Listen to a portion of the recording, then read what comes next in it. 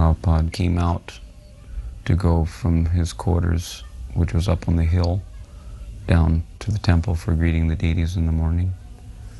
So there was supposed to be some kind of a kirtan to usher him down to the temple. Somehow or other, I had a mridanga in my hands, and I'm not a mridanga player either, really. I remember when I first joined, I would play this bing, bing, bong, bong, bing, bing, flap, flap, bing, bing, bong, bong, bing, bing, flap, flap. That was the first mridanga beat that I knew, and then there was bing, ka-ding, bong, bing, ka-ding, bong, bing, ka-ding, you know, like that, simple beat. So I was playing one of those beats, and they had me leading the kirtan. And I was just chanting the simple Hare Krishna, Krishna Krishna, Hare Hare. And I was walking right next to Srila Prabhupada. And as I was chanting away at the top of my lungs, trying to do the best I could, Srila Prabhupada just turns to me with a smile and kind of cocked his head back a little bit, looking at me with approval. And he said, Jai. It's the only word Prabhupada ever directly said to me. Yet that one Jai stuck with me. It was a Jai, not just a Jai to me, but it was a Jai in relationship to my endeavor to do Sankirtan, to sing the holy name, Hare Krishna, for the rest of my life. Krishna Krishna Hare Hare Hare Rama Hare Rama Rama Rama Hare Hare Hare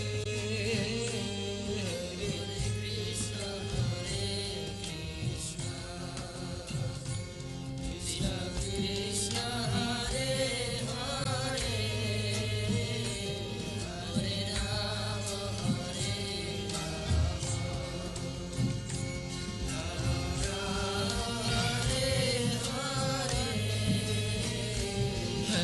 Krishna, Hare Krishna,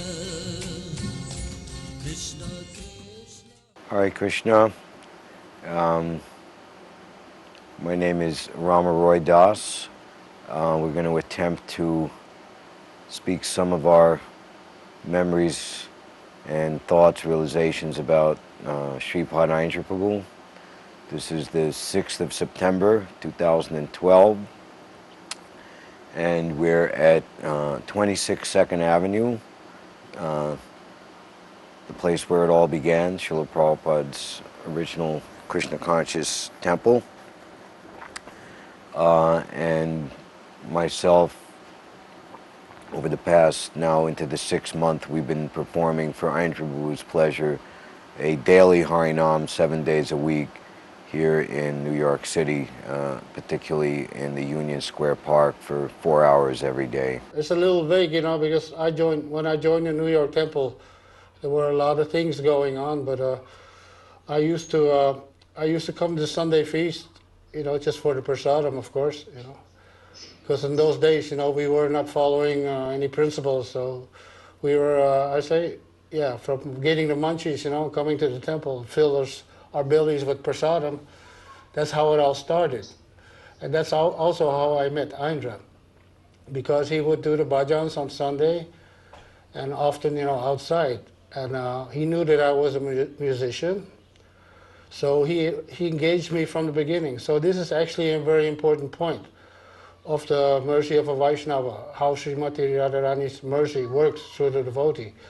Even though I was new, he engaged me, he gave me the mridanga and started playing, even though I didn't know any systematic rhythms, but because I had feeling for music, I was able to improvise, you know. But he really liked that because I could really, give him, you know, what he needed to crank up his kirtan, you know, to make it more ecstatic, you know.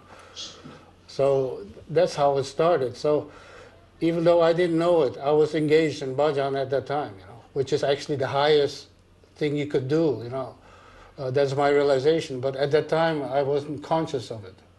Aindra Prabhu came to the New York Temple in the spring of 1981.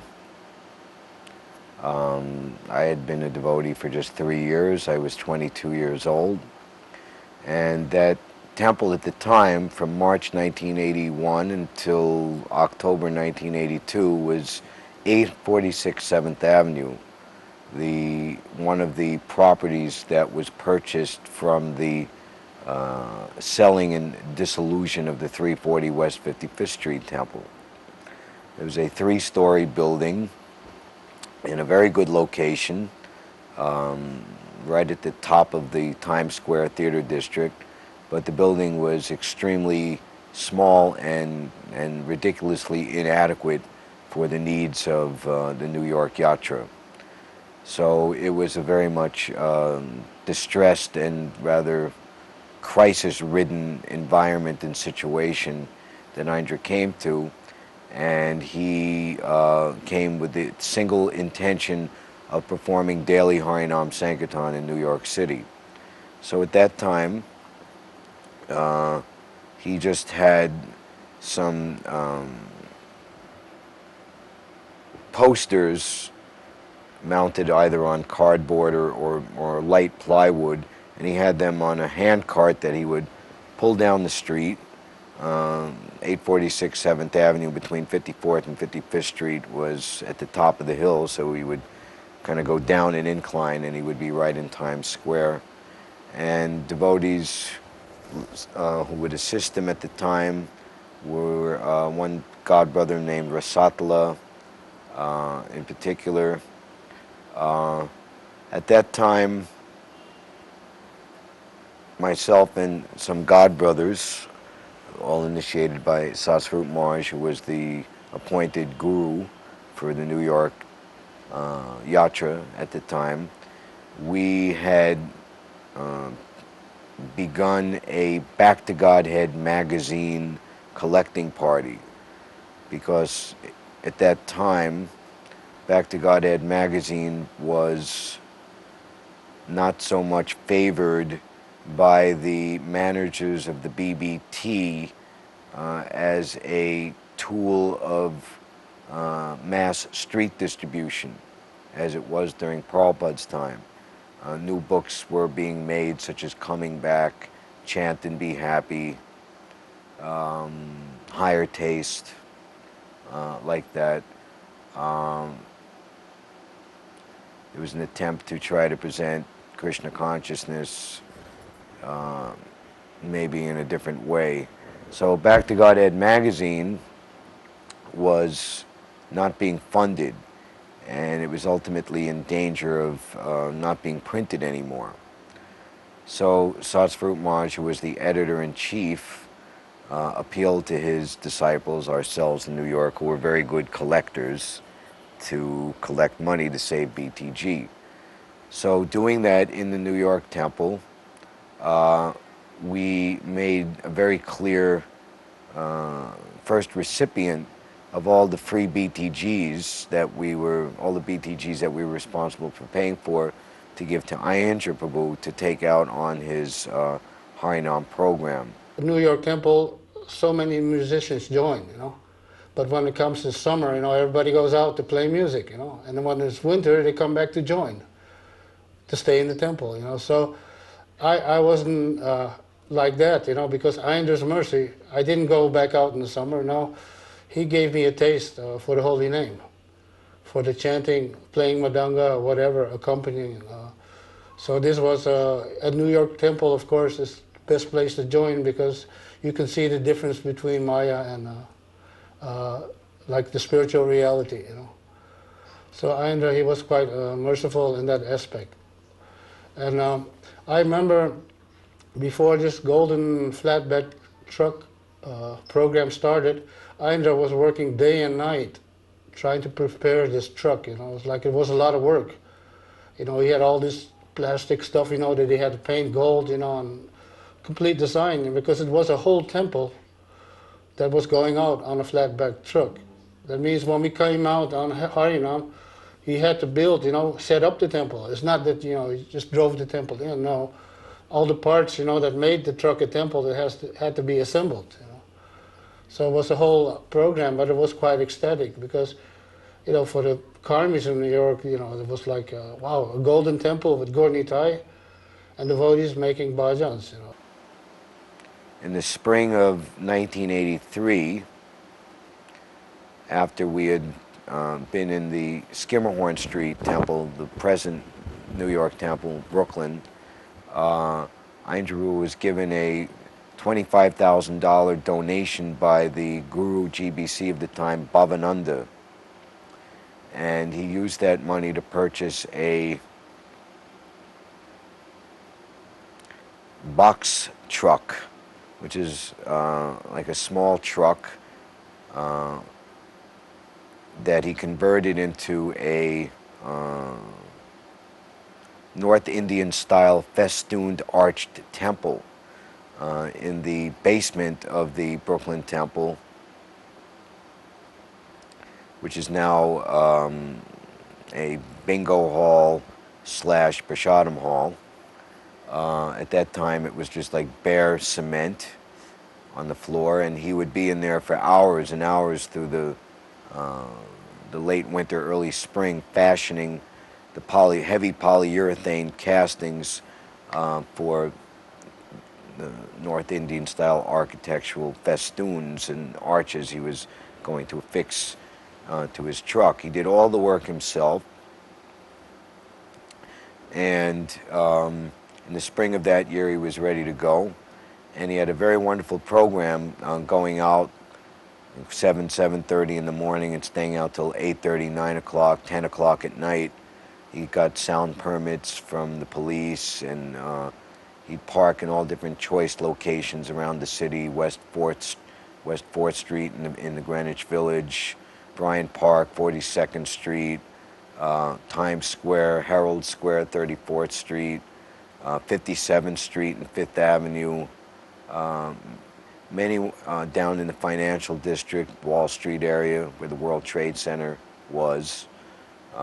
And he'd also go to areas that had large concentration of Indians or those of Indian descent, such as Trinidadian and Guyanese, Liberty Avenue, and Ozone Park, Jackson Heights. I was AWOL, from the American Army when I joined in New York, so I had no choice to hide out in the temple, And actually, I was on book distribution, and they caught me in the Yonkers, and I gave my real identity. So what happened was, they didn't want any Hare Krishnas in the army, so they let me go, So Aindra, when I came back to the temple the same night, I was starving because I hardly ate anything, I mean, there wasn't much you could eat there. So Aindra said, Krishna is testing you. Everybody who joins the New York temple, they get the heaviest test. Just look at Danadhara Maharaj. He also, his parents sent the deprogrammers. They paid deprogrammers for him. But somehow he managed to get out of that, situation by faking it. He was pretending that he was deprogrammed. So everybody started feasting and drinking, and then he ran away. And then later on, he came to the psychiatrist with his parents, and he started preaching about Krishna consciousness. We would also give magazines to Bhakti Tirtha Maharaj, who at that time was just, so to speak, opening up the West African preaching.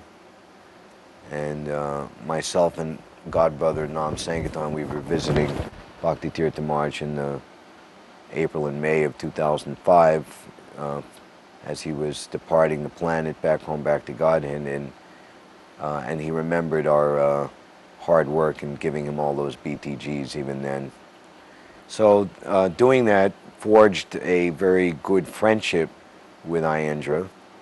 Unfortunately, at that time, my service as a collector kept me, traveling a lot out of New York, and not so much able to go out with Aindra on his Harinam program, although I did on several occasions, as much as I could. I wasn't really aware of how much Aindra was struggling in those years to get a Harinam party together. Sometimes he'd only go out with like 2, 3, or 4 devotees Um,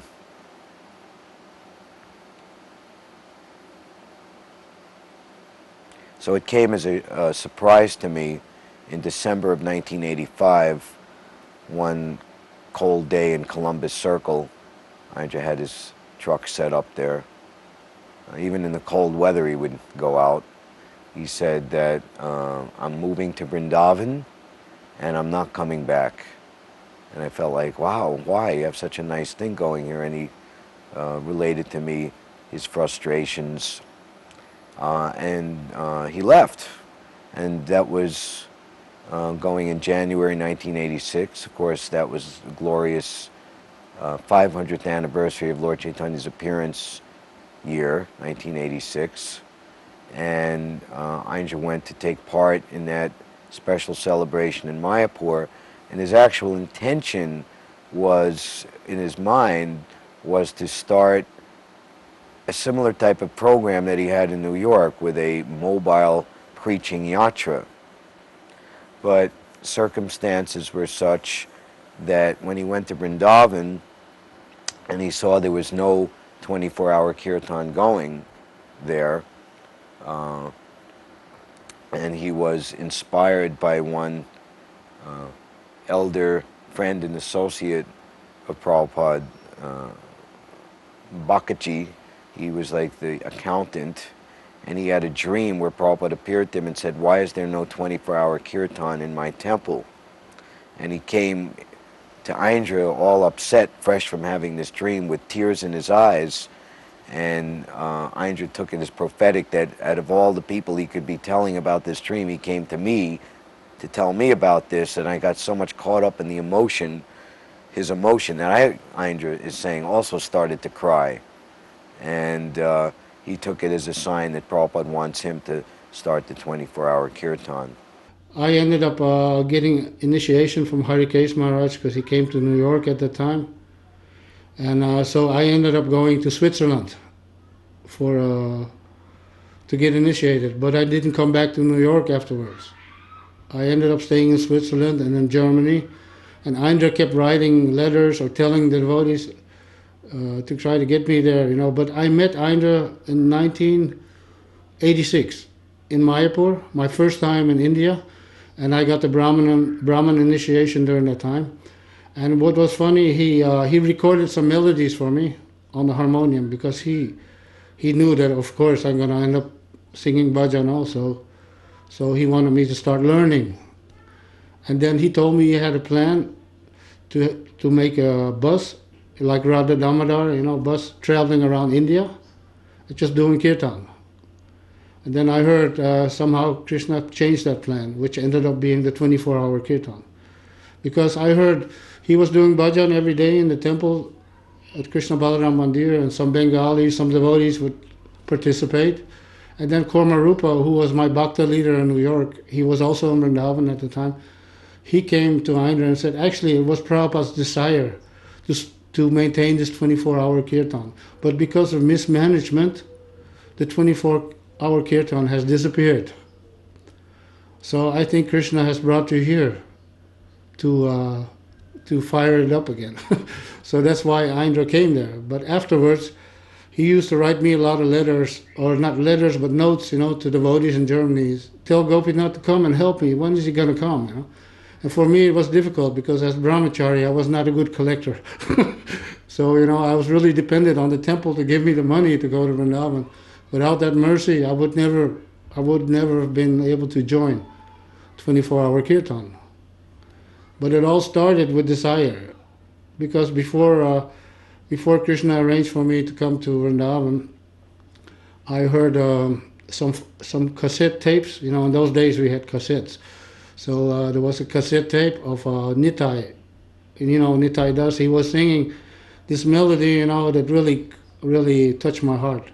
The famous now, Hare Krishna, Krishna Krishna, Hare Hare, Hare Rama, Rama Rama, Hare Hare.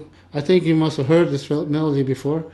But when I heard that, I was right in Vrindavan. I was putting Gaur Nitai to sleep, you know.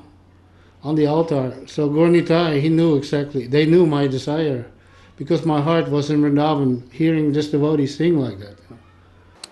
So myself, that visit in 1986 was very profound for me, and I made it a very solid determination that I would return to India, particularly Vrindavan, every year.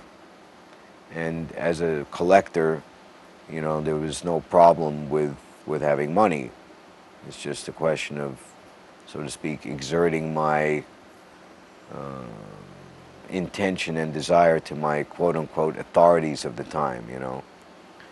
And also by then the movement, at least in North America, had, so to speak, entered into a serious crisis with zonal guru reform and various other situations.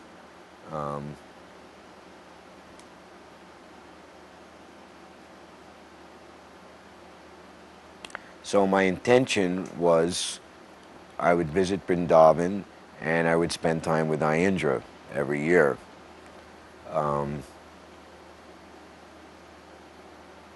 I was very much impressed with Aindra's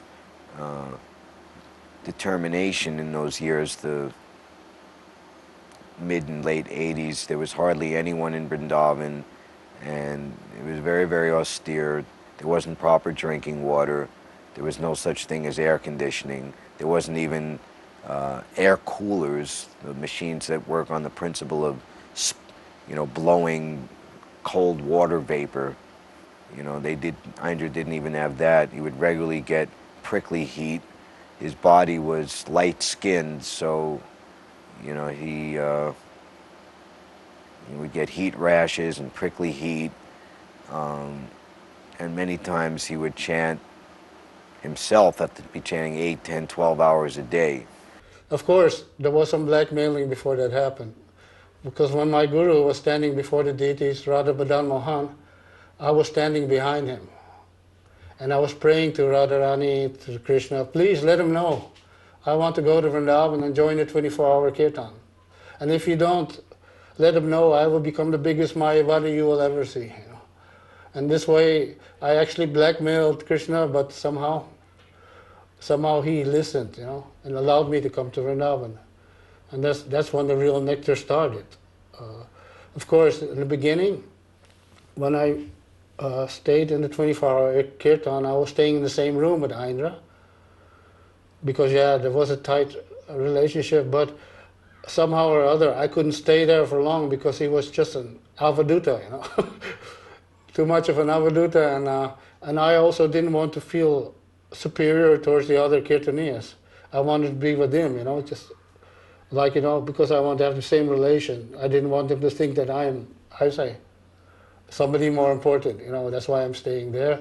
But the other reasons also, yeah, I want to have a closer relation with all the other kirtaniyas also. So Aindra said, oh, you're moving away from home, but close to home. Because the kirtan ashram was right next door to him. There was a door, you know. I still had the keys to the deities, to his room, you know, so I could come in his room whenever I wanted. I remember perhaps one of the most glorious years of that time was I spent 4 months with him in the winter and spring of 1990. And he was the dressing Pujari for Radhashama Sundar every day. We would dress Radhashama Sundar every day. And he would take a team of us. I remember there was me, there was Nitai, who was one of the early members of the 24-hour Kirtan department. He's famous for on Vrindavan Mellows 1 singing the tune Hare Krishna, Krishna Krishna, Hare Hare, Hare Rama, Rama Rama, Hare Hare. It's become a very popular tune all throughout ISKCON, but that's actually, in Aindra's words, credited to Nitai. He even called it Nitai's tune.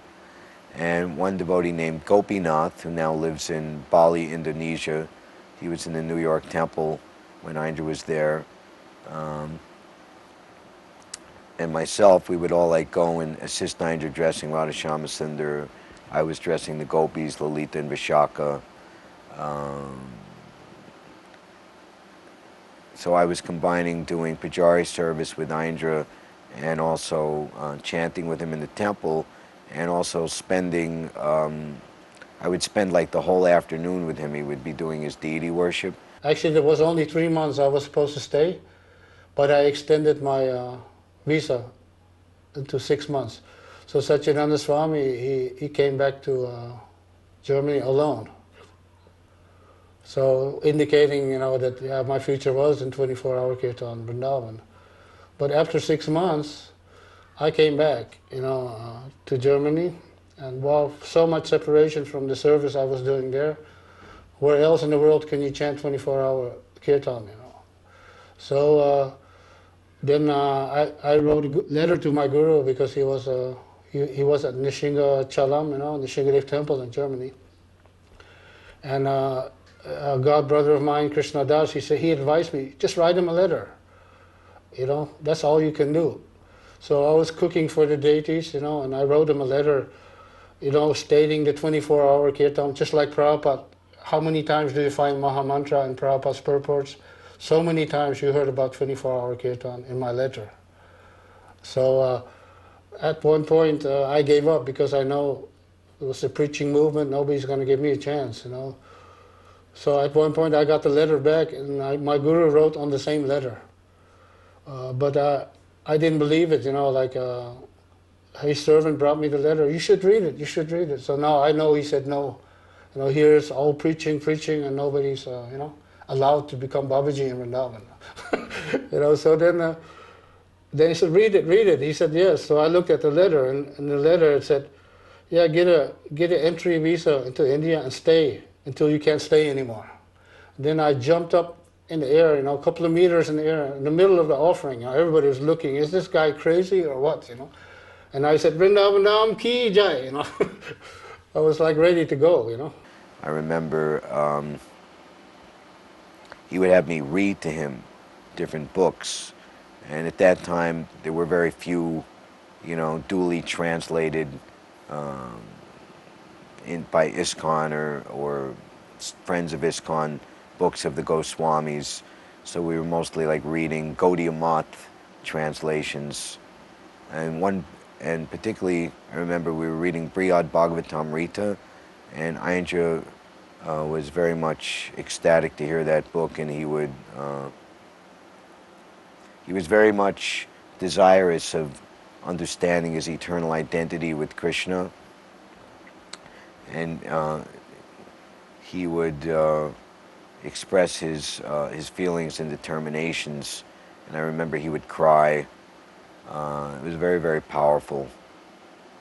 That became a service that I did for Aindra over the years, reading to him physically, in his presence while he was doing his deity worship, and also he commissioned me to read and record many of the epic Goswami literatures, particularly Govinda Lilamrita, Krishna Bhavanamrita by Krishnadas Kaviraj Goswami and Srila Vishwanath Chakravarti Thakur, in particular the Astakalya Leela books. These are the two most important. Aindra was very, very fond of hearing Radha and Krishna's Astakalya Leela. Also books describing the intricacies of the Madhurya Ras, most especially Ujjvala Nilamani by Srila Rupa Goswami, Ananda Vrindavan Champu, of course the plays by Rupa Goswami, Vidagna Madhava, Lalita Madhava. I read for Aindra the complete 17 Sataka Vrindavan Mahimamrita by Prapodananda Saraswati. Also, Aindra was very fond of Mukta Charita, the story of the pearls, by Raghunath Das Goswami. Prema Samputa, the love locket, Vishwanath Chakravarti Thakur. I have some leelas about some Shaligram Shila worship, because sometimes I had to turn in some of my kirtan hours, to do some Shaligram Shila worship. especially if Aindra had to go to Delhi, because we were producing cassettes, for selling to get donations from the bhajan. So sometimes it would take me hours because he had hundreds of shilas, because a lot of devotees, they would leave their shilas with him. We became like the babysitters, for Krishna. We had to take care of all these shilas. And for me, it took me almost half an hour to offer archamas to so many shilas. But that was also a type of mercy. But one shila, one Shaligram shila was not worshipped yet. And I didn't know. So I offered archama, and then later on, I heard Aindra said, well, if you worship it, then it's your shila, But then there was another devotee, his name was Premaras, he was visiting Vrindavan. He said, no, it's not like that, It's not like that, You cannot force somebody to accept it, Because in those days I was only into doing bhajan. The only worship I would do, that was kirtan, So that was a short part of that lila, but there was also some more really special lilas I cannot really explain. He had a friend in New York. I remember this Indian devotee. His name was Pradeep. And Pradeep, he once asked me, "Hey, can you give me this Gayatri mantra because I need it for my Radha Krishna. I have Radha Krishna deities." And innocently, I didn't have any idea. I said, "Okay, I'll give you the mantra. I know it." Wrote it down, just give it to him. And then later, I told Aindra about it. Aindra, you know what he told me? You know what? You just gave him Brahmana initiation. I said, "Wow, no, that can't be." Aindra would say about his own desire to worship so many deities. At the final count, he had, I believe the number is, it's either 2,900, 29 some hundred Shalagram Shilas, and 28 other deities, Govardhan Shilas, his Nitai Sachi Sutta, his deity of Radharani, his original deities of Little Gorni Tai, and then later he made a deity of Janava, and Prabhupada and Bhakti Siddhanta. Actually, Prabhupada and Bhakti Siddhanta and his small Gorni Tai deities were with him on his preaching yatra in New York City, and they came with him also. Those were his original deities. So he was saying that my desire, because I worship my deities for minimum 3 to 4 hours every day, so this gives me a chance to hear about Krishna's pastimes. And indeed, of course, his own realization and spontaneous awareness of Radha and Krishna's Astakali Leela, that certainly was there in his perfected consciousness. But in terms of hearing the Goswami literatures again and again, repeatedly and repeatedly, he practically memorized them. And this is interesting because Aindra would say himself his ability to memorize, it was very poor. He was not good at Sanskrit. He would have someone else read the verse if he gave class. During the time 1999, 2000, 2001, under the administration of Aindra Dasa as the temple president of Vrindavan, and also the natural place in the daily Bhagavatam reading in the temple room was the 10th canto. Aindra gave many wonderful classes on the Rasa Leela chapters 29 through 33 of the 10th canto. There's some very treasured recordings of those classes. Aindra, he would complain a lot about having not enough manpower, in the 24-hour kirtan. And sometimes I helped him get some devotees from Mayapur, because my guru, he was at that time responsible for Mayapur, or he had some connections, so I could send some Bengali devotees to join, But he did not always have the best relationship with the Bengali devotees. So at one point they had left. So then at one point I told Aindra, seriously, I was actually serious. I told him, why don't you just initiate your own disciples, you know, so you have enough people to do the kirtan. And then he said, this is not funny, you know, you coming up with this kind of jokes. I said, this is not a joke, you know, this is solution, I said, you know. And then he said, do you know, if you can't go back to Godhead until you liberate everybody you initiate, so, you know, it's not a good idea, he said, you know. Srila Prabhupada, he initiated one disciple, and he always had to come back for him because he just doesn't surrender at one point. Srila Prabhupada said, when are you going to surrender? I came back for you 5 times already, you know. So he gave this example. So then it was understandable, yeah. Of course, we wanted other people go back to Godhead, but we should also be concerned with ourselves, you know, because you can't save anybody unless you save yourself. Or learn to save yourself. You have to learn how to swim first before trying to save anybody. So that was a lot of things like Leela. Since I'm in Vrindavan in my mind right now, I think there's another instance. Once somebody asked Aindra to come and do kirtan outside of Vrindavan in a village, the special village, but Aindra had other things to do, you know, so he refused, you know, and they kept bothering him, you know. And I was there with Ananda Chaitanya and myself, you know, we were like, at that time, prominent kirtaniyas. So Aindra said, I want to send these two, you know, Gopinath and Ananda Chaitanya, he said. He said, no, we want you. They said, you are the king of kirtan, you know. So then Aindra said, yes, but the king, he could also send his prince. And when I heard that, I really felt, I felt good in my heart that he's actually, he's giving me some faith in myself, you know. You can do it, you know. So myself, Ananda Chaitanya, and a few other devotees, maybe 5 or 6 devotees, we went to that village. We made a kirtan. Even though we were only 6 people, it sounded like 100, you know. We were like, you know, wow, we blew that village away, you know. It's like, wow, that was Krishna's mercy. So he can empower you. I think he was the one who was empowering me to play Madanga back in New York. Because where did I have the idea what to play or when to play? I just played, you know. So that's also an important point, you know, in the Kirtaniya. He can also empower his people, you know, to play more than they can. You know, it's all Krishna's mercy, ultimately. Aindra's kirtans were always increasing and becoming more deep and more profound with spiritual potency, spiritual beauty. Aindra was always increasing his vernacular or vocabulary of ragas or melodies.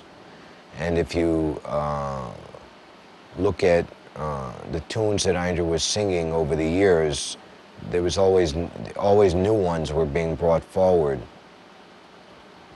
Aindra would either discover a tune or compose a tune or a combination of both of a particular tune, and he would relish the bhav of that tune for some period, usually, you know, months or part of a year.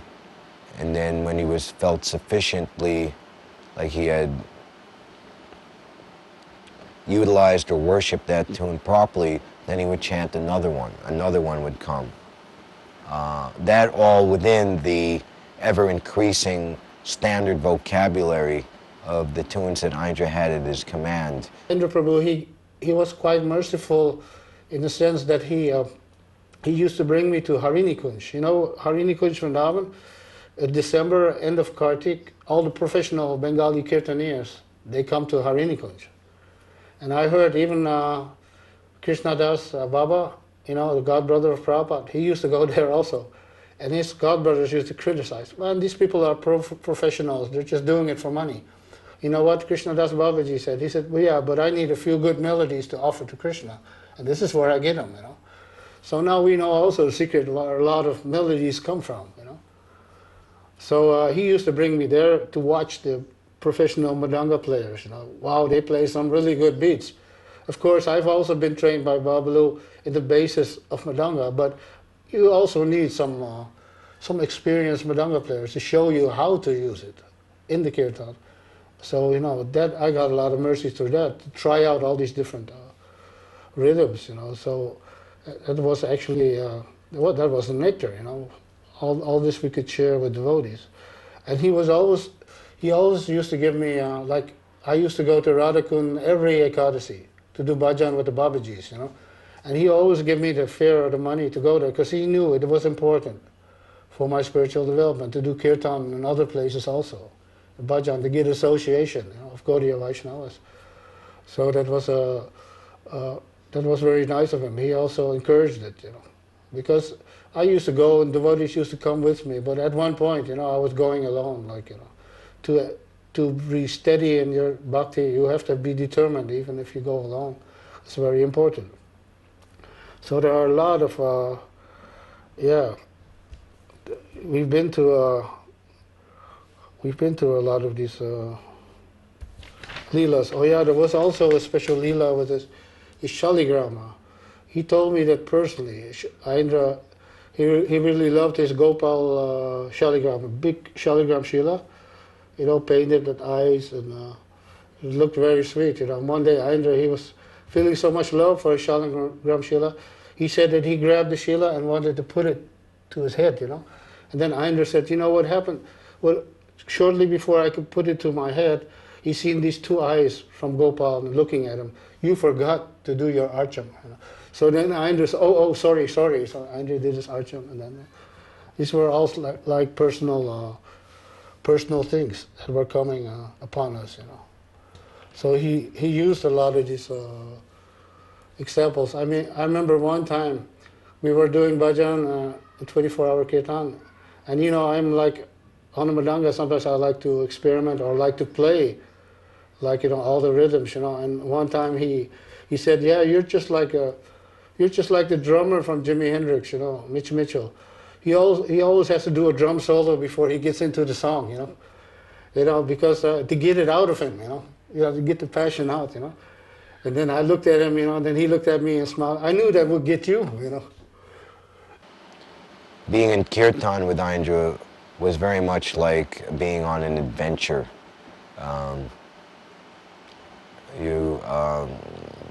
The heart of Radha and Krishna and their emotions and feelings in a given leela, that was being manifest in Aindra's kirtan. And especially enjoyable was when Aindra would do kirtan at a time when there was no time limit. Like his standard time to do kirtan was prior to the Gora Artik in the temple, which in the wintertime would stop at 6:30 for the Artik, or in the summertime at Shivaratri to the first day of Kartik, that summer schedule. And from Kartik to Shivaratri, basically mid-October until late February is the winter schedule. So he would ideally like to come for an hour, but invariably he'd be late. Sometimes he'd have to like reform himself. If it got down to like 20 or 25 minutes, he'd have to snap out, all right, no, like that. But on times when, like a Ekadasi, chanting for a Ekadasi in the evening, that is something that he started doing more and more in later years. And solar eclipses, he could chant as long as he could, which would be like 3.5, 4 hours. It would be like a very much progressive adventure where Aindra would take us in his kirtan. It's because Aindra was chanting on the Prema Shudanam platform. You were telling me that Aindra revealed to you that Lalita Devi had instructed him how to sing for the pleasure of Radha and Krishna, Radha Shama Sundar. Now, the real leelas are coming out automatically to my mind right now is Chaturmasha. And I did also this tapasya with him, you know. It's a wonder that I could still become a Grihastha after all that tapasya. but it is, it's like, you know, we did the Chaturmas, but, you know, the real Chaturmas, you know, like eating after sundown, only rice and dal cooked with water, with a little bit of ghee, no spices, no salt, no nothing. And eating directly from the ground, with your hands on your back, you know, and bending all the way down. And you can only go down one time. It means you have to eat everything a handful, like, you know, before you boil it, there has to be a handful of both, I think, you know, mung dal and rice. So when you go down, you have to eat everything, and then when you finish, you can come back up and drink water, of course. But they say that through doing this, you get the realization, even human beings, the activity of eating for a human being is also animal instinct, because when you eat like that. And when I was doing that, I was doing it for 4 months, the whole Chaturmasya. Right next to Aindra, you know, we would go down, eat, you know, and then when we came back up, one day we came back up and we looked at each other and started laughing because we were so intoxicated. Can you imagine how intoxicated you can get by doing this kind of tapasya in the Holy Dham, in Vrindavan itself, you know? It's like, yeah, it was a transcendental trip, you know. I was like, my mind was just laughing. Indra looked at me, I looked at him, we just started laughing like anything. So, what are we doing here, you know? And then, yeah, at one point, my guru came to Vrindavan and he noticed I was getting skinny, you know, so he told me, you got to eat, you know, you have to eat, you know. I said, yeah, I'm just doing Chaturmas. After he said, I don't care what you're doing, you have to eat, and now, you know. So then I was forced to stop, you know, and then Aindra, he didn't like that, you know. The guru was advising me that, you know, because he just was worried because I looked skinny, you know.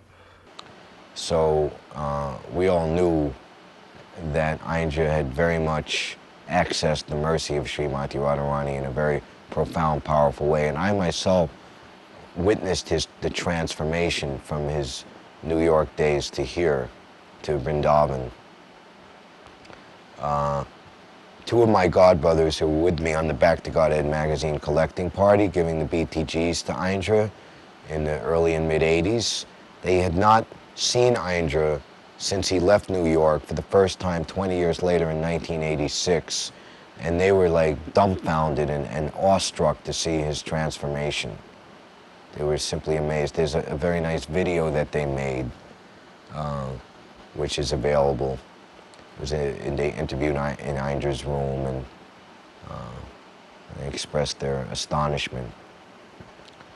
So Aindra was always very, very progressive. Certainly his one-pointed determination and practically unmatched and unseen and unprecedented nishtha, fixity, determination to achieve the ultimate goal of life and go back home, back to Godhead in one lifetime. And he would stress again and again, you know, I'm not anyone special, I'm just as sinful as everyone else, but enough sumedhasaha has entered my brain to realize that there's a Yuga Dharma and that I'm one of the Kali Yuga creatures meant to take advantage of the Yuga Dharma. Yeah, of course, he spent a lot of time going to buying flowers. I don't know, in the end, people were bringing him the flowers, but he used to go to the market all the time. And he used to dream. He dreamed that he was in, that he was in New York buying flowers for Krishna in Vrindavan. Really strange dreams like that. He told me about it. And it was like, I also dreamed a lot of Vrindavan shortly before he left also. So many times I was dreaming I was with him in Vrindavan. And even while staying in Vrindavan, I used to dream that I was sitting down in Krishna Balaram temple doing 24-hour kirtan. It's like you completely get brainwashed. It's like, you know, it's like I remember this dream. I think I just came back from the West, and I was doing bhajan, 24-hour kirtan, but it was in a dream. And then I was sleeping in the kirtan ashram actually, and then I also dreamt that I was on my way trying to reach Vrindavan and afraid to miss the plane or whatever. You know, it was a complete stress situation. And then when I woke up, then I realized, oh, I'm in Vrindavan. Thank God, you know. So, but then in another dream, I was just doing bhajan, and I seen devotees coming from the West. You know how they come to visit Vrindavan during the festival times, you know. And you know that look in their eyes, you know, like their eyes are glazing, you know. Wow, this is like Goloka, you know, like, you know, the first time you come in Vrindavan, you get this, what they call this really transcendental light, you know, that really lets you see this is Vrindavan. Okay, it may last a few days and then you're back in Maya, of course, you know, but the idea is, you know, to maintain this, you know. So then yeah, when I was in that dream, I looked at these devotees and then I was praying to Krishna, "Oh, please don't let me leave Vrindavan, at least in my heart." Because even if I have to leave with my body, at least my heart will remain there. So it's a very important preaching point for the devotees. They should know this is the actual secret. The reason why I spent all those years in Vrindavan is actually to share it with devotees outside Vrindavan. Of course, through bhajan and kirtan. This is the first time I actually trying to do it like this in the interview. But this is a very important aspect because I heard about this. Lokanath Maharaj spoke to Aindra about this, and this theory I had for a long time, but didn't discuss with devotees very much because nobody would understand it. But then when I heard that Aindra said to Lokanath Maharaj that in a dream he seen Prabhupada because he had stopped his book distribution back in America, and he felt guilty, but he was arranging this festival of India. So Srila Prabhupada came in a dream. He said, "Don't worry, this what you're doing is also preaching, And in the end, they had this one point which really satisfied me in my heart after all these years having faith in the holy name. He said that the best Gosti Anandi is a Bhajan Anandi. And when I heard that, wow, that really hit me really hard. All those years, I was feeling the same thing. One should be absorbed in Krishna before he can give Krishna to others. So this is a logical thing. We are not only Gosti Anandis, we are Bhajan Anandis also. And he would say, I have the experience of 12, 13, 14-hour days, Harinam days. You do that and see what happens to you. And he would say, I always remember a letter that was sent by Prabhupada to our Q Street, D.C. temple president in 1974 at the time, Damodar Prabhu, saying, I'm so much pleased with your 14-hour-a-day Sankirtan days. So Aindra had very firm faith and total realization as to the supreme power of the Maha Mantra, and it always disturbed him and made him upset that the Harinam Sankirtan wasn't being kept up as he knew that it should be. There's the famous address he made in Varshana in 2009. Please remember, and I beseech you again and again, please remember, grassroots Harinam Sankirtan revolution. Revolution means revolution. We have to turn this movement inside out, upside down, to do what it takes to bring Harinam Sankirtan back into its rightful place of dignity in the forefront of this Hare Krishna movement. It's so essential for the proper growth of this movement. So myself, having performed, trying to serve Aindra by doing a daily Harinam here in New York City, every day in the same place, we just see how many people are being transformed by the Hare Krishna Maha Mantra. When I visited Vrindavan, after 12 years, I stayed away. You can imagine, that's a long time. As soon as I met Aindra in 24-hour kirtan, he recognized me immediately, embraced me, asked me, "Oh, do you still play Madanga?" Of course, and then I played Madanga for him. It was more like a reunited type of thing, and then what happened was I wanted to buy a Esraj, but I didn't want to go to Delhi. I just want to spend time in Vrindavan, so I came to the ID. I went to Aindra and said, "Why don't you let me just give you a big donation and you give me the Esraj?" He said, "Yeah, that's a good idea." So he gave me the Esraj. He put the money at the feet of Gornitai, And then he said, "Yeah, I have to look for it, because, it's piled up somewhere, in a storage thing, because there hasn't been any people." You know what, Esraj is like a violin type instrument. I used to play for him, even in New York I did.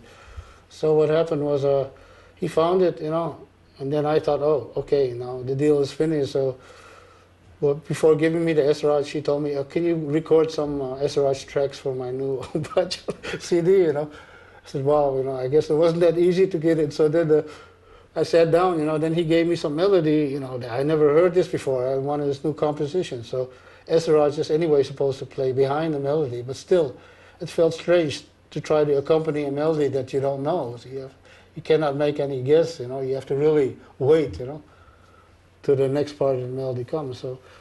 So I helped him, you know, with that recording, and then it was finished. But then again, he invited me up to his room to talk, you know, and he was talking about his Harinam revolution theory, you know, which I was also convinced of.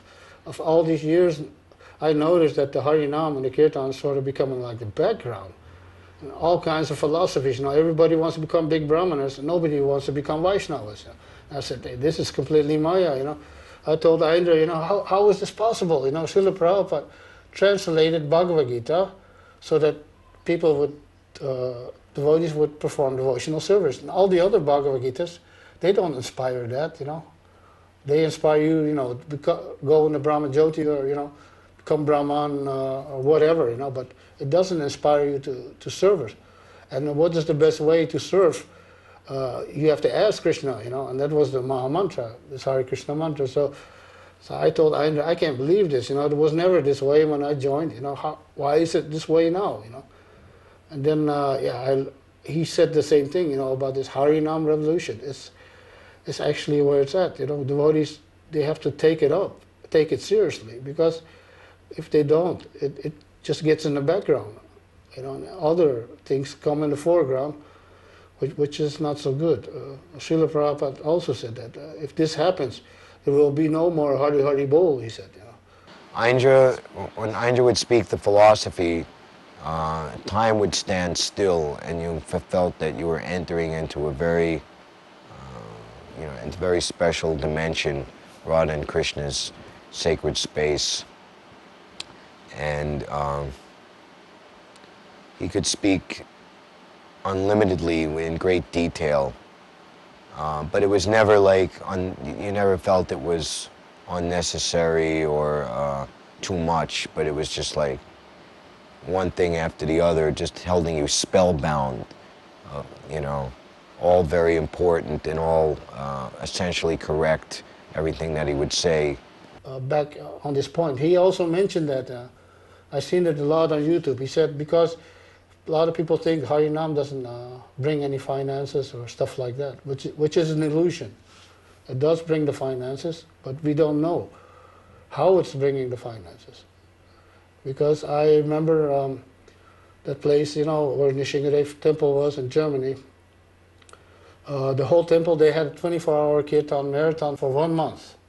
Pujaris, cooks, everybody did, you know, and they had to sacrifice their sleep sometimes to be able to participate. And you know what happened at the end of the month?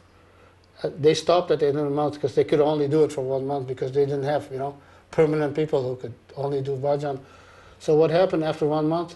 One real rich man came and he gave a gigantic donation to the temple. So we should not think like that, you know. Harinam is always giving prosperity, not only money, everything. It's giving everything. Aindra says that my room is non-different than Nitya Navadweep because of his Nitai Sachi Sutta. Aindra's deity's Nitai Sachi Sutta. He told the story many times. People would ask him, but I have a recording. He was at a home program at Madhu Radhapati's house on the 30th of March, 2010. And they asked, how did you acquire Nitai Sachi Sutta? And he said, I stole them, fair and square.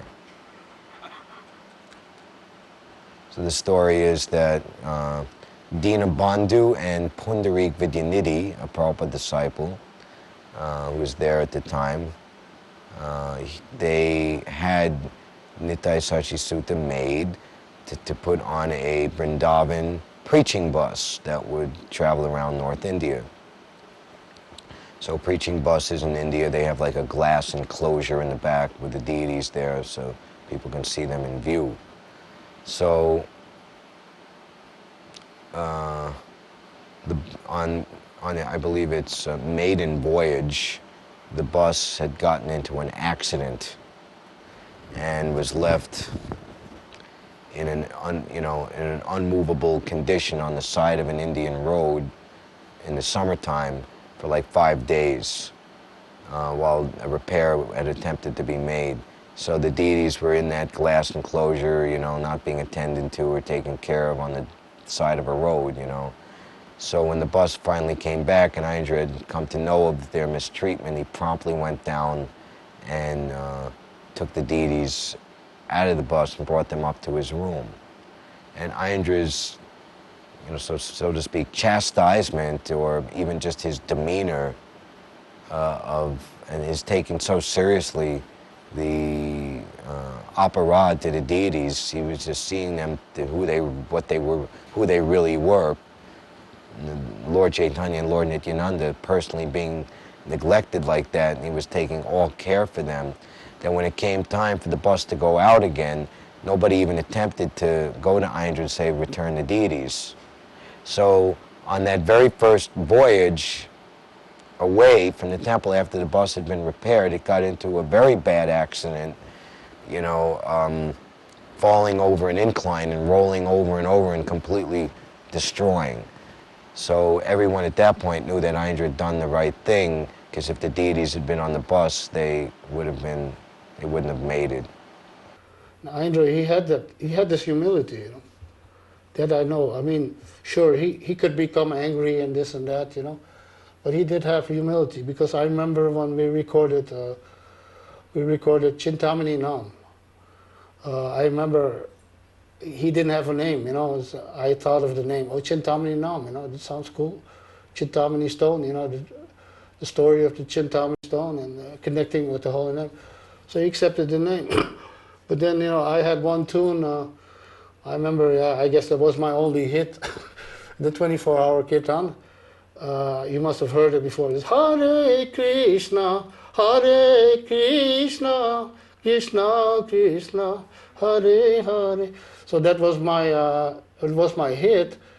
But I say that those were the golden days for me, because this tune connects me with Aindra, because we had the best times together, you know. Like we got this tune from Harini Kunj also, but singing this tune, you know, and recording it, it was all a nice time, you know. And I remember what happened when I recorded this tune. We didn't have anybody to play madanga, you know, and for me to dub the madanga in would be more work. So the only solution was that Aindra played madanga on this recording, you know. So I said, wow, you know, he's playing madanga, and I was like, this is quite. I felt obliged, you know. As wow, you know, he never played madanga for me, you know, but in this case he did, you know. Always beg you, please, to Nitai Sachi Sutta, please never leave me. He also, for him, Shalagram Shila was Shamsundar Krishna. He would say, in answer to the question, why you have so many, he says, there's no limit to how much blackishness I can have in my life. He could do the dressing of Radha Shamsundar, and then in the recent years, most of the years, he was only dressing on Saturday and Sunday.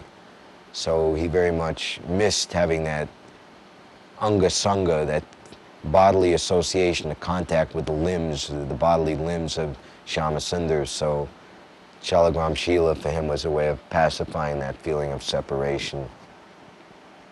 And he gave a promise to any Shalagram Shila that would come to him, because Shalagram Shila is from Kali Gandaki up in the Himalayan mountains in Nepal, that they've come to be with me in Vrindavan.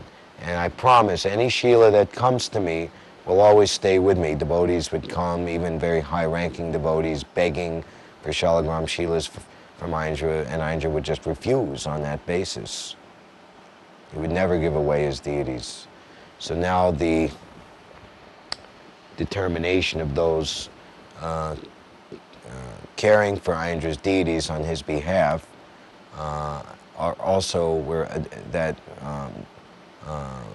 policy is adopted, that no Shilas will be dispatched or given away to anyone for any reason, because these are Aindra's deities. That became a very regular, steady feature from like the late 90s onward that I remember. After Aindra's kirtan time, after the Gaur Artik, Aindra would return to his room. His kirtan would end. he would stay midway through the artik. He would say at least till the ghee lamp is passed around, and he'd go to his room. Of course, there was, especially in the later years, the high likelihood of him and is using the word getting snagged between the corridor between the Radhashama Sundar's side of the temple and the Gurukul building. He would go upstairs and he would chant his Gayatri mantras. He would chant extra mantras. Usually it would take him a good 20 minutes or more to chant his Gayatri. And there would usually be, devotees wishing to take his counsel, have his darshan.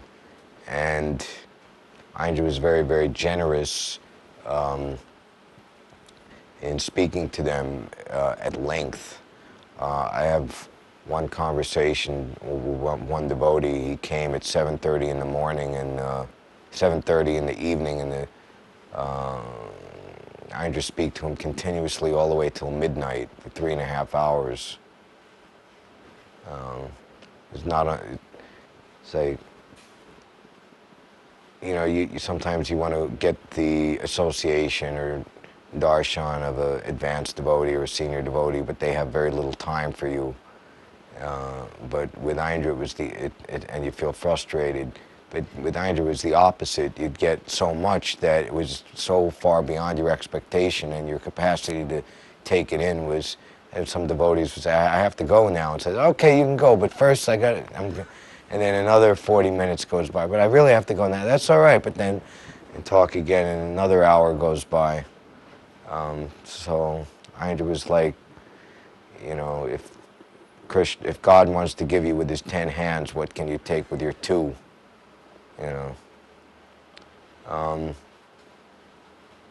Aindra would always inspire devotees to aim high, to get to the ultimate goal of their life, Krishna Prema. Big topic would always be a guru issue, who was the proper spiritual master and how to be a proper disciple. And he would usually be in the midst of doing his deity worship or preparing bhoga for his deities. Conversations would go on.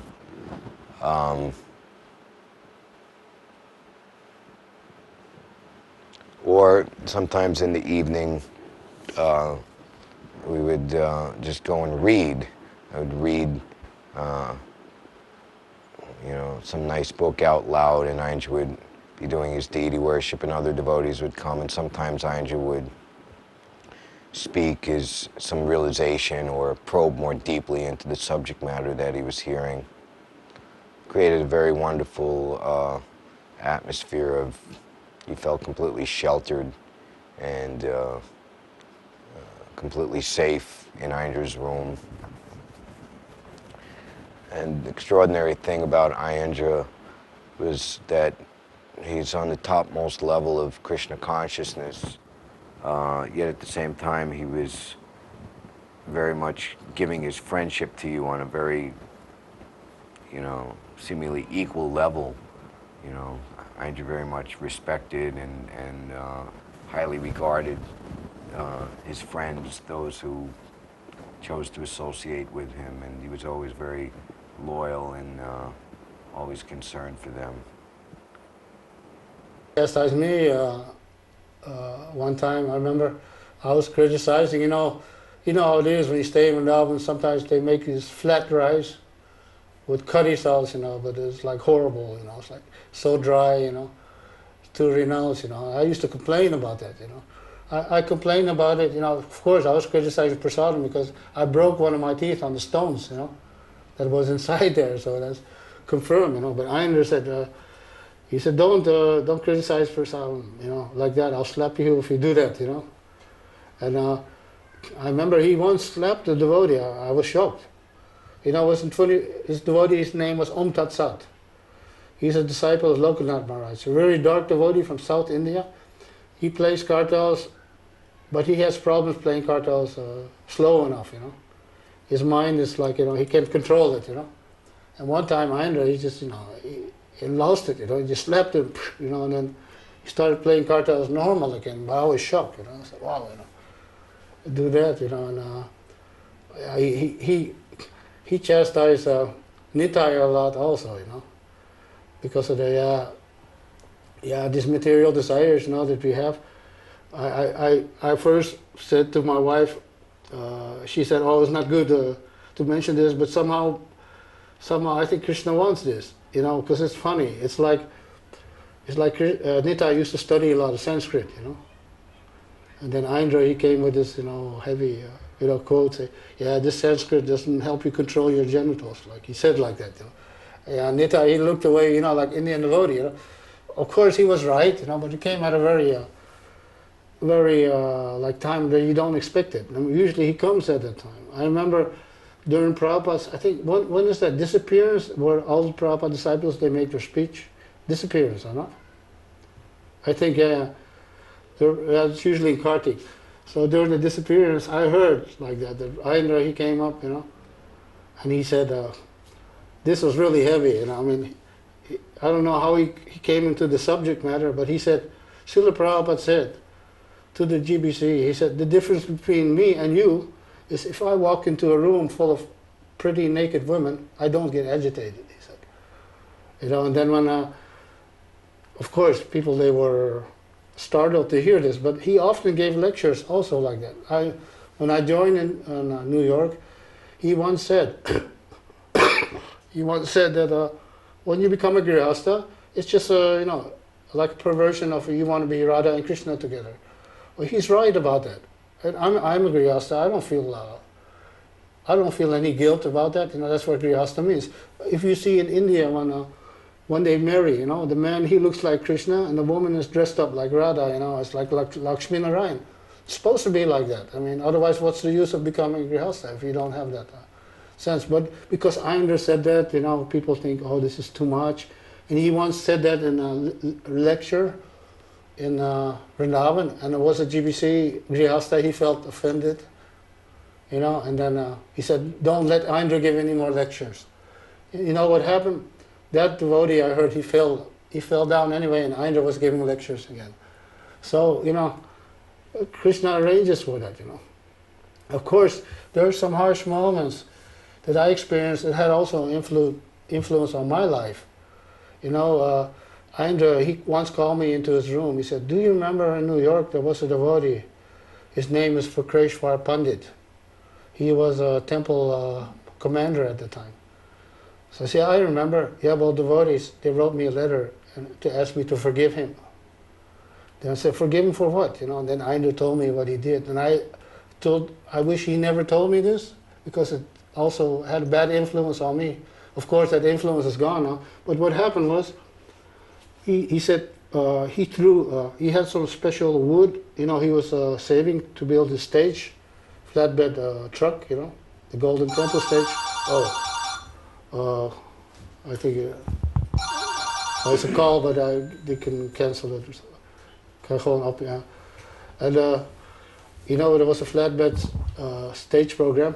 So Aindra was saving a lot of things. What for Krishna Pandit, he threw it in the dumpster, And then Aindra, he knew about it. He went to the dumpster to pull it out, And then for Krishna Pandit came, feeling guilty, because Aindra is, pulling this wood or whatever was out of the dumpster. And then for Krishna Pandit became, aggressive, like start pushing Aindra on his chest, like bullying him, pushing in his chest, And then Aindra, he became angry.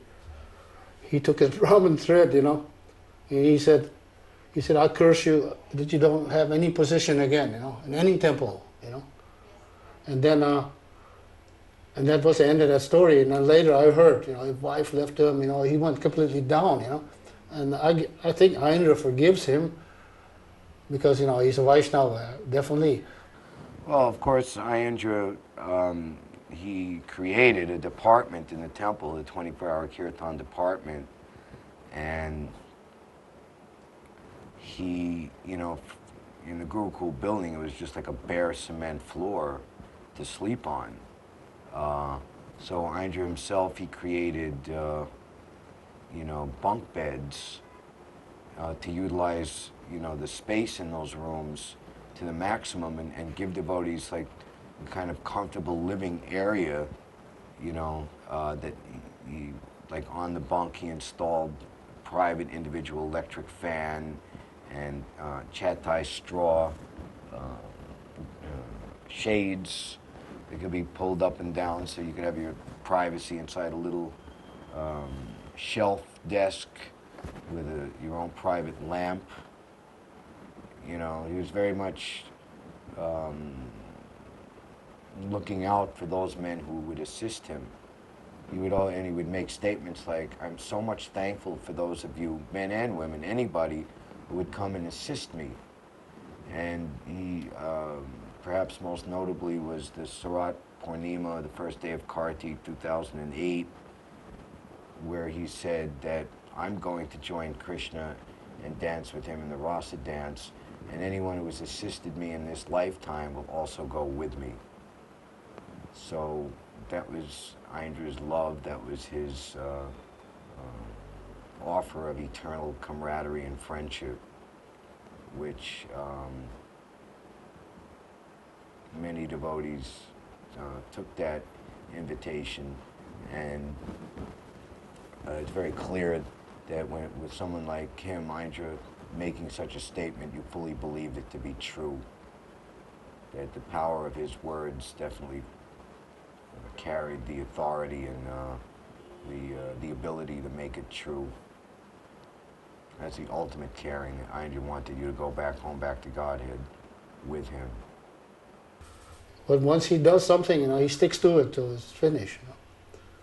That golden temple, that flatbed truck, I don't know, it took him months, before he could get it to work, and put it together. It was like, it was all, but yeah, he definitely, he would chastise. I mean, when the time was needed.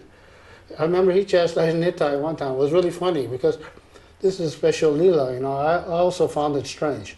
One day I heard Nitai, every day he sits behind the harmonium, and what does he sing? He says, Hare Krishna, Krishna Krishna, Hare Hare, Hare Rama, Rama Rama, Hare Hare. That's all he would sing, And then Aindra, one time he asked him, why are you doing this? Yeah, I want to, just chant pure, all these ragas, they are making me, they are too much for my mind, and And then Aindra said, you're not chanting these ragas for your mind, you're chanting them for Krishna. It's for Krishna, not for you, So then finally Nitai is singing his usual, routine, because it was also getting boring, This guy could sing some nice tunes. Why is he doing that, Why is he only singing this one melody, So yeah, Aindra, he was always, he's always arranging things, according, so it fits together. Like, a lot of times he would tell Nanda Chaitanya, give the madanga to me and you got to sing, because he was better at singing at the time. Or, when I joined the 24-hour kirtan, he noticed I like to sing, Rag Malkuns, it's like the pentatonic, like blues raga, where the blues actually came from. So he said, okay, we put you in the evening and the night because I know you like to get into this type of chanting, So like he was always taking care of it, and we also cooked our own feasts a lot in the ashram during special occasions. Yeah, he was really. I remember once I made some fried noodles for him. Because I'm coming from an Indonesian family, so we have this Asian type of cooking, and Aindra said, "Well, this is 10 times better than spaghetti." He said, It's like, of course, the Italian devotees, they were insulted, they were thinking, no, this is the best. They would argue, no, we're the originals, I said, no way. I said, and yeah, because they used to bring this to the ashram, They would cook for us, the Italian devotees, cook spaghetti for us or whatever, They used to call it Gandharva Loka.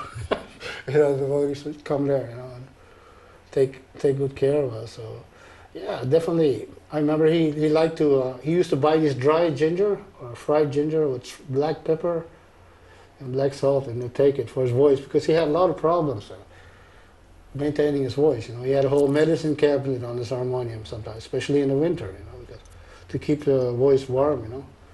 to keep it going. So yeah, he allowed me, he gave me more freedom because I remember Nepali devotee Ananda Chaitanya. He always wanted to take tabla lessons, but Aindra never let him, you know. But when I wanted to take tabla lessons, he just let me go, whatever, you know. It's funny, you know. Well, I mean, even the reason he left New York was because he had a fabulous program like we're doing Harinam Sankirtan here in New York City now, and we see how wonderful it is. It's just like a perfect situation. But even today, we're still having trouble getting the greater community of devotees in the New York area to, in a big way, cooperate together to make this Harinam Sankirtan as powerful and as beautiful as it could be or should be. So when Aindra was doing it in New York, the movement had more or less wholesale gone off track from doing Harinam Sankirtan, and at least in North America, even book distribution. And Aindra was very much disappointed in getting proper participation. That's the reason that he left the program and went to Vrindavan. And, there's recordings of Aindra himself telling the story of how he started up. It was very difficult.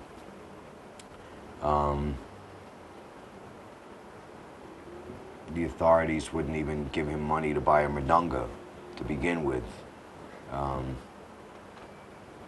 And he had no assistance. He went down into the temple room. It wasn't a 24-hour kirtan then. He was just trying to have like a daytime kirtan. He'd bring like a basket of instruments, his harmonium, a mridanga, just himself. And if anybody just was walked by or happened by, some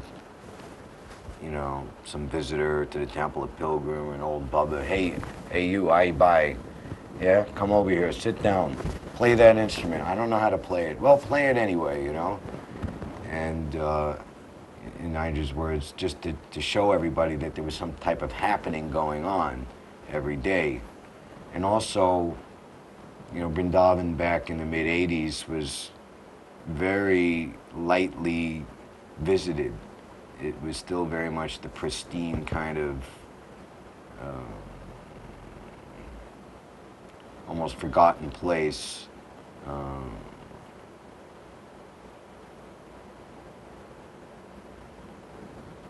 So the book and Mahaprasadam stalls in the back of the temple room would play cassettes over amplified speakers, and I would have to get into arguments with them to tell them to turn it off because we're trying to do kirtan here, and they would say, well, what kind of kirtan is that, you want to play some nice thing that attracts people. But anyway, slowly but surely, different devotees joined, tried to help Aindra, and so much so that fairly quickly, within like 6 months, from like March 1986 to September, October of that year, they established a 24-hour kirtan as an actual functional entity that would keep kirtan going 24 hours a day. And, so many struggles were there from the physical elements. It was very hot. Aindra had a light-skinned body. He would get heat rash, prickly heat, and there wasn't air conditioning or even air coolers. There wasn't proper generators for dealing with the cutoff of the electricity, and Aindra was living on the 3rd floor of the Gurukul building. In his words, like turning on the fan, blowing that hot air from the ceiling of the 3rd floor in the summertime was like, like having a fire-breathing dragon blowing on you, And, devotees coming and going. Also, for foreign devotees, non-Indian devotees, there's always visa problems. Aindra himself, he had to leave India in 1994 to go to Nepal to get a new visa after being there for 8 years. And that was actually the only time that he had to leave Vrindavan. That's when he started his Shalagram expansion. He brought back 30 or 40 shalagrams at that time.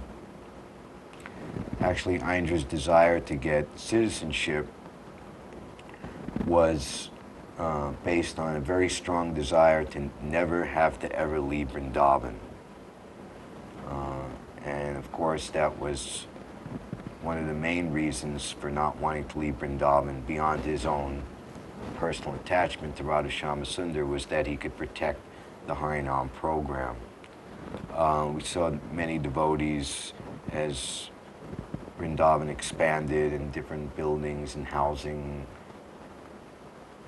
projects and land was acquired and built will get their own places. But Aindra, practically speaking, was the only Prabhupada disciple that remained living in that Gurukul building. And one of the main reasons, he said, was I have to be right here so I could hear the kirtan. You know, before there was radio, you know, that I have a radio, you can hear the live broadcast from the temple and what to speak. They even have the webcam. You can turn on your computer and you can hear the kirtan right now, wherever you are in the world. So he wanted to hear, the only way he could know what was going on was to hear it through his window when he was in his room. And many times, if the kirtan stopped or if there was something unauthorizedly happening, he'd just race right down the stairs and just be right there, Johnny on the spot, to correct it or to make it happen right. And then the ever-changing management of ISKCON Vrindavan, different policies were there. You know, like every department should pay rent for the rooms. And, you know, the 24-hour Kirtan department was not a money-making department, you know, what to do. And Aindra was faced with having to accumulate money to pay for rent and pay for prasadam and so many things.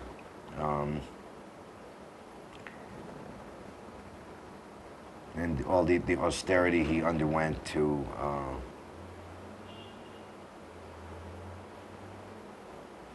make Vrindavan mellows, Chintamani Nam. Practically speaking, you know, all the anxiety and austerity that he took was on behalf of making the 24-hour Kirtan department a complete success. Like, you know, I remember some devotee, he gave me what they call this cup, you know, that they offer to Krishna, this oil, you know, scented oil, you know. And devotees, they left, you know what I did with it? I took the scented oil and I closed one nostril and sniffed it, you know, like it was drugs or something, huh? They were laughing, you know, but then I realized, actually, we have to be desperate, you know, just like somebody who's desperate, somebody who's like, you know, hooked on it. We have to get hooked on Krishna like that, because he's taking us out of the, like he took me out of these hellish streets of New York, you know, somehow or other, you know, and so many people, you know, but not everybody gets that.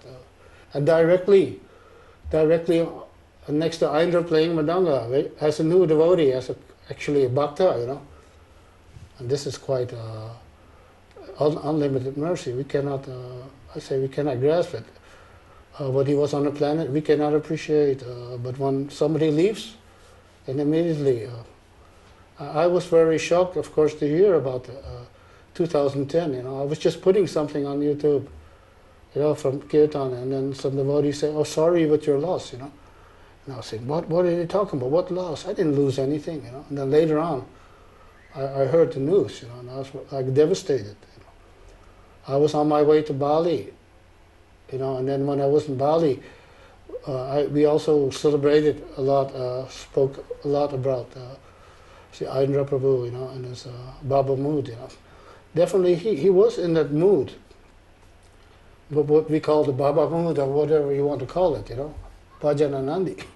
I remember once he asked me, would you like to manage the 24-hour kirtan so that I can do my bhajan, you know, just get absorbed. I said, I would like to, but I'm not that kind of, I say, a manager type of person. I'm also into bhajan, you know. It's very important. Your own bhajan, your individual bhajan plays a big role, even as a preacher, you know. So it's very important to cultivate that. But one thing for sure, he did give an example of the Yuga Dharma, and of course, he also distributed books, and he did the service, in the West, and I was amazed that he stayed in Vrindavan that long. I mean, I was there for some time, but the time just went by so fast because there you don't have any conception of time. In Vrindavan, you only need to sleep maybe 2-3 hours. That's okay, You try this in the West, you'll be dead. It's like but there it's like that, It's the sweetness, If it wasn't for this 24-hour kirtan, what service would I do in Vrindavan? I mean, I would be afraid to do any service. All the reactions you can get, though chanting the holy name, it's like it's the only thing you can do where you actually feel safe. Unless we're fully self-realized, we're invariably materially attached, which makes us, disqualified or unfit to truly value the association of a pure devotee when they're present. So a large part of serving and trying to associate with a departed spiritual master, Vaishnava, pure devotee when they leave is a very powerful process of purification, transformation. It's a very, for one who's sincere and accepts and wants to continue their Krishna consciousness, they have to accept the powerful anartha nivritti process that fire of separation will put them through.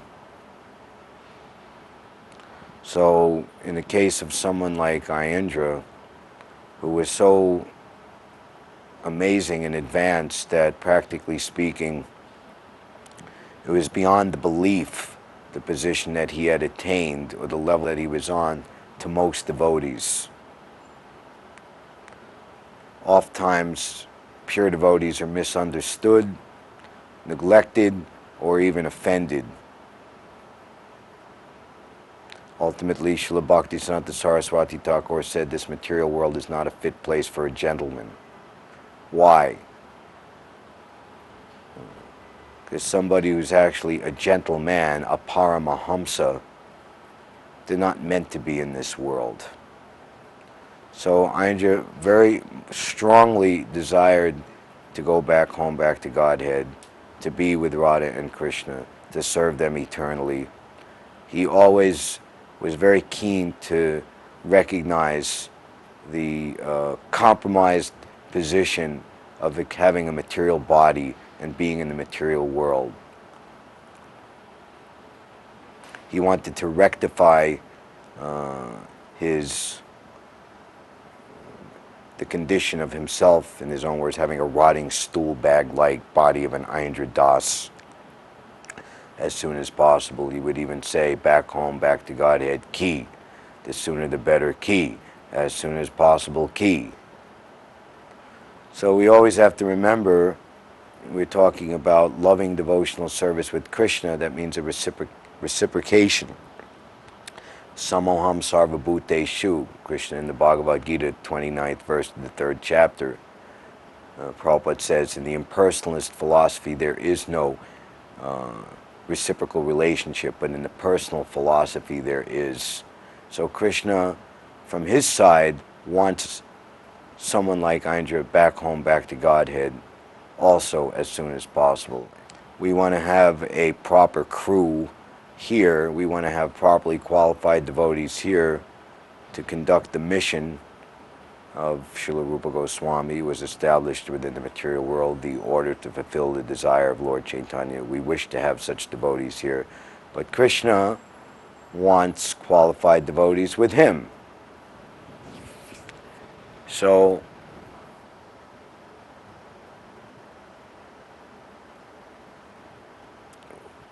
we can temper our feelings of separation from Aindra by knowing that Krishna is very pleased and satisfied having Aindra with him at long last.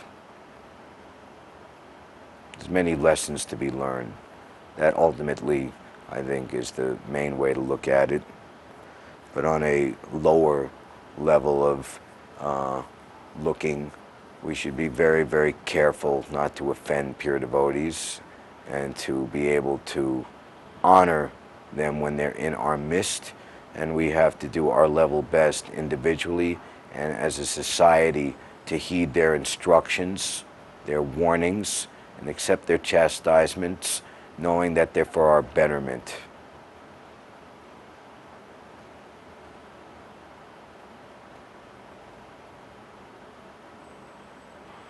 Aindra, he was saying, I've said it so many times, I could shout it so loud till your ears pop off, and I'll probably keep telling you to the day, saying it till the day I die. Hari Nam Sankirtan. We have to place Hari Nam Sankirtan back into its rightful place of dignity in the forefront of this Hare Krishna movement. It's so essential for the proper growth of this movement. Otherwise, we get a deformed child. We don't get the desired result. Aindra would say, I'm just as sinful as everybody else. I'm nobody special. But I have the experience of doing 10, 12, 14-hour Sankirtan days for years and years. You gain that experience and see what happens to you.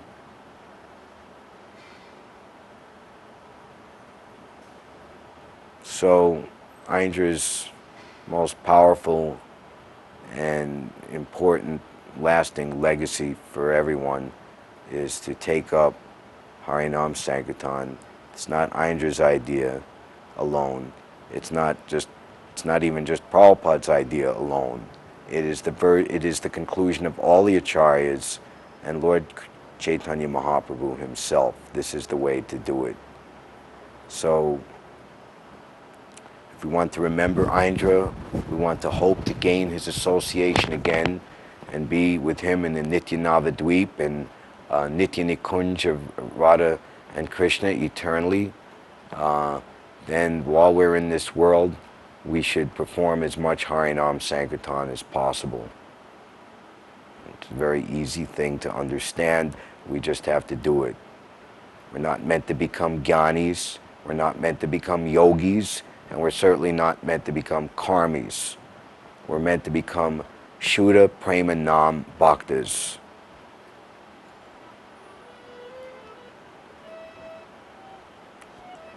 Hare Krishna. Shripad Aindra Prabhu Ki Jai. Nitai Gaur Premanandi Hari Hari Bol. Yeah, this was the melody he wanted me to play Esraj for, you know. Actually, I picked it up at one point. It's a very sad tune, but it reminds me much of him. Oh, I have to move the microphone back a little bit. Okay. It's like Hare Krishna, Krishna Krishna, Hare Hare, Hare Rama, Hare Rama, Rama Rama, Hare Hare, Hare Krishna, Krishna Krishna, Hare Hare, Hare Rama, Hare Rama, Rama Rama, Hare Hare, Hare Krishna, Krishna Krishna, Hare Hare, Hare Rama, Hare Rama, Rama Rama, Hare Hare, Hare Krishna, Krishna Krishna, Hare Hare,